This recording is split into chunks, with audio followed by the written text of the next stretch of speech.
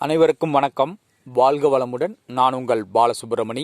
நம்ம இன்னைக்கு பார்க்குற தலைப்பு என்ன அப்படின்னு பார்த்தோம்னா, திருமண தடை, ராகு கேது, செவ்வாய் தோஷம் இதெல்லாம் நிவர்த்தி அடையணும் அப்படின்னா நம்ம என்ன செய்யலாம். நான் சொல்கிறது உங்களுக்கு பெரிய பரிகாரம்லாம் இல்லை, சிம்பிளான பரிகாரம் தான், எளிமையான பரிகாரம் தான், வசதி இல்லாதவங்களும் செய்யக்கூடிய வழிபாடு தான். உங்களுக்கு பையனாக இருந்தாலும் சரி, பொண்ணுக்கு வரன் பார்த்தாலும் சரி, திருமண தடை நீங்கணும், ராகு கேது செவ்வாய் தோசை இருக்குது அப்படின்னா நீங்கள் பெரிய லெவலில் போய் பெரிய பெரிய செலவெல்லாம் பண்ண வேண்டாம். உங்கள் ஊரில், உங்கள் கிராமத்தில், உங்களுக்கு அருகில் உள்ள விநாயகரை 7 முறை வலம் சுற்றி வர வேண்டும்.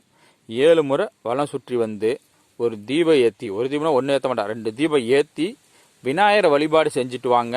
இந்த தடைகள்லாம் நீங்கும். இந்த எளிமையான வழிபாட்டை செய்து பாருங்கள். கட்டாயம் உங்கள் வீட்டில் கெட்டி மேல சத்தம் கேட்கும். வாழ்க வளமுடன். நன்றி, வணக்கம்.